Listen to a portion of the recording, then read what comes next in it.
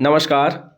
किसी भी सरकारी कर्मचारी को जब वेतन का निर्धारण किया जाता है उस समय उसे बेसिक यानी मूल वेतन के साथ साथ महंगाई भत्ता, एचआरए यानी हाउस रेंट अलाउंस भी दिया जाता है। अगर हम बात करें महंगाई भत्ते की तो महंगाई भत्ता राज्य सरकार और केंद्र सरकार के कर्मचारियों को साल में 2 बार बढ़ोतरी के साथ दिया जाता है।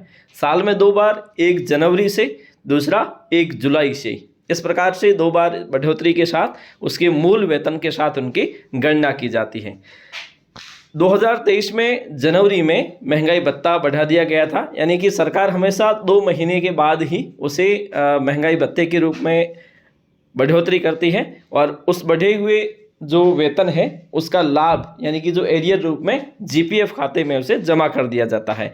अगर हम बात करें जुलाई 2023 में जो महंगाई भत्ता बढ़ना था वो कितने प्रतिशत बढ़ना होगा और किस प्रकार से इसकी बढ़ोतरी केंद्र सरकार की ओर से क्या सूचना आ रही है, क्योंकि जब भी कोई राज्य सरकार की ओर से महंगाई भत्ता बढ़ाया जाता है तो पहले केंद्र सरकार उसकी घोषणा करती है, उसके बाद में ही राज्य सरकार उसकी घोषणा करती है। कुछ मानदंडों के अनुसार तय होता है कि महंगाई किस प्रकार से बढ़ रही है, उसी को आधार बनाकर केंद्र सरकार ये निर्णय लेती है कि कितने प्रतिशत महंगाई भत्ता बढ़ाया जा सकता है।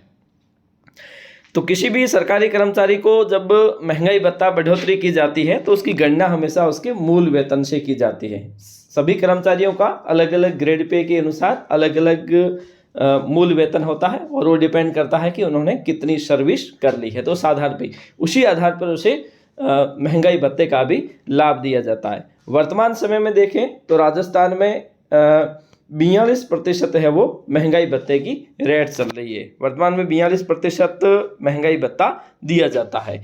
अब अगर देखें केंद्र सरकार की ओर से मिल रही रुझानों के अनुसार जल्द ही इसकी घोषणा हो जाएगी और ऐसा माना जा रहा है कि 3% जो महंगाई भत्ता है वो बढ़ाने पर विचार कर रही है सरकार। अगर 3% डीए बढ़ता है तो वो बढ़कर हो जाएगा 45%, यानी कि जब एक सरकारी कर्मचारी 1 जुलाई से उसके जो वेतन का निर्धारण होगा वो 45% DA plus basic plus HRA के साथ किया जाएगा।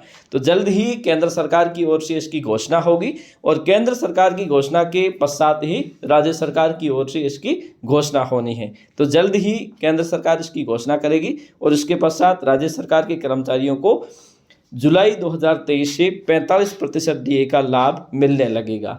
जैसा कि आप सभी को पता है कि जुलाई और अगस्त महीने का जो डीए का एरियर है वो आपके जीपीएफ 2004 के खाते में जमा कर दिया जाएगा। अगर आप 2004 के बाद के कर्मचारी है तो, उससे पहले के है तो आपके ओल्ड जीपीएफ खाते में जमा कर दिया जाएगा। आज के लिए इतना ही, धन्यवाद।